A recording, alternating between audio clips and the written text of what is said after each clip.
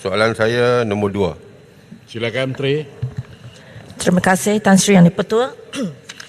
Saya ingin mengucapkan tahniah kepada Yang Dipertua Dewan Rakyat Tan Sri Johari Abdul atas pengurniaan darjah kebesaran Panglima Setia Mahkota. Tahniah Tan Sri Yang Dipertua.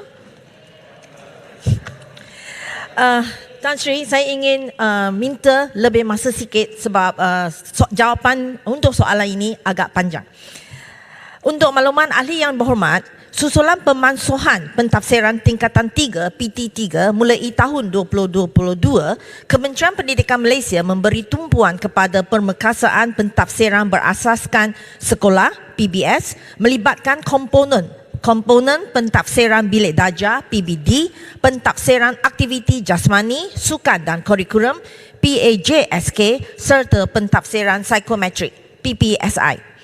PBD dilaksanakan mengikut garis panduan yang telah ditetapkan khususnya dalam penempatan tahap penguasaan murid bagi pentafsiran formatif yang dilaksanakan secara berterusan.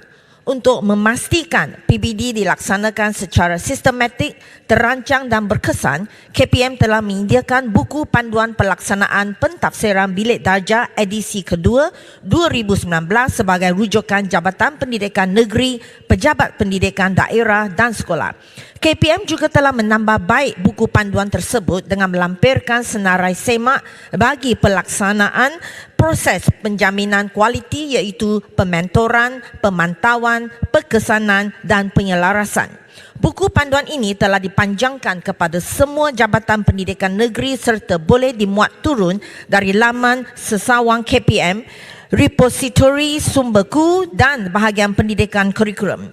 Untuk maklumat yang berhormat, mulai sesi persekolahan 2022-2023, KPM telah melaksanakan ujian akhir sesi akademi UASA yang merupakan pentafsiran sumatif dalam PBD. Ujian ini dilaksanakan untuk menilai pencapaian murid dalam satu tempoh, tajuk atau bidang pembelajaran. Instrumen ujian akhir sesi akademik yang setara standardnya disediakan oleh KPM untuk ditadbir di sekolah. KPM turut menyediakan garis panduan pentadbiran ujian akhir sesi akademik sebagai rujukan pengurusan pelaksanaan ujian tersebut. Panduan penskoran juga disediakan untuk kemudahan guru. Garis panduan tersebut telah dipanjangkan kepada semua Jabatan Pendidikan Negeri serta boleh dimuat turun dalam laman sesawang KPM dan lembaga peperiksaan. Pencapaian murid dalam ujian akhir sesi akademik dilaporkan secara menyeluruh menggunakan deskriptor tahap penguasaan yang komprehensif dan jelas berdasarkan hasrat dokumen standard kurikulum dan pentafsiran bagi setiap mata pelajaran.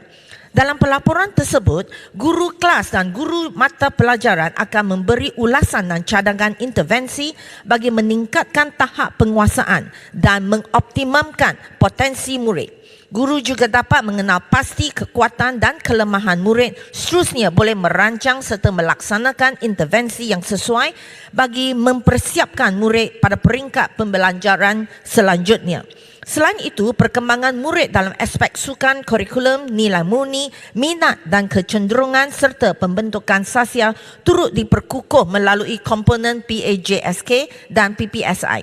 PAJSK merupakan satu kaedah pentafsiran aktiviti kurikulum yang standard dan dilaksanakan sepanjang sesi akademik. Pencapaian murid dilaporkan dalam bentuk prestasi tahun semasa dengan izin grade point average dan himpunan prestasi sepanjang tempoh persekolahan murid cumulative grade point average dengan izin.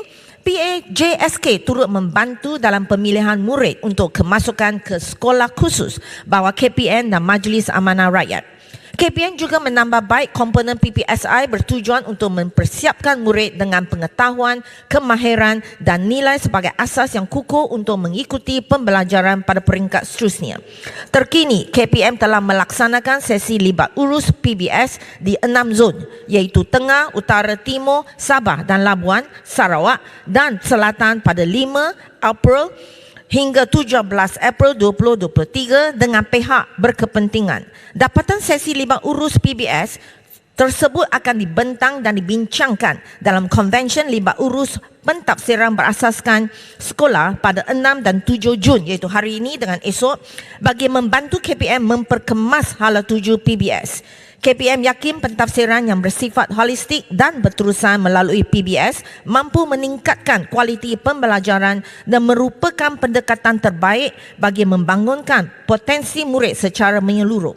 Hal ini selari dengan teras KPM yang mengutamakan konsep keramah insania melalui pembentukan adab, akhlak dan integriti bagi melahirkan anak yang baik lagi cerdik. Sekian, terima kasih. Terima kasih. Tan Sri Yang di-Pertua, tahniah kepada Tan Sri Speaker atas penggunaan pingat yang membawa gelaran Tan Sri.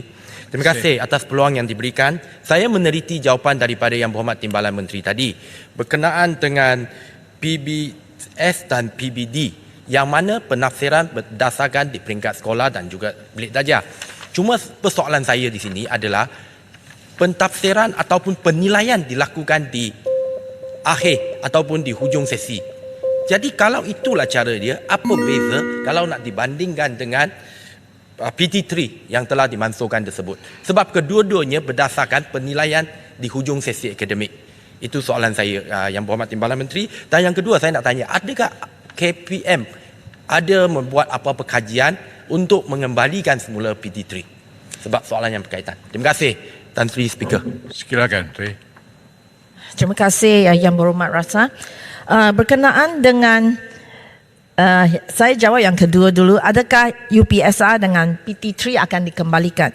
Buat sementara ini KPM memang beri fokus kepada perkembangan murid secara holistik.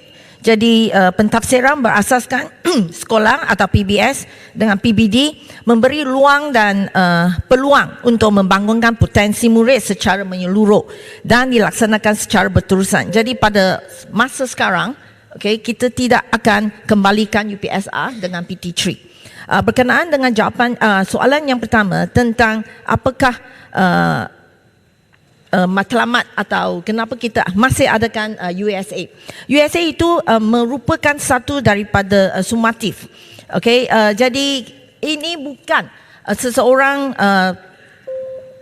perkembangan atau kejadian seseorang murid bukan sahaja di value atau berdasarkan USA. Kita akan bersama-sama dengan USA dengan yang sepanjang tahun dalam pentafsiran bilik darjah itu kita akan mengambil satu formula atau satu pendekatan di mana bagaimana boleh dengan ini boleh lagi menambahkan baik potensi seseorang murid itu.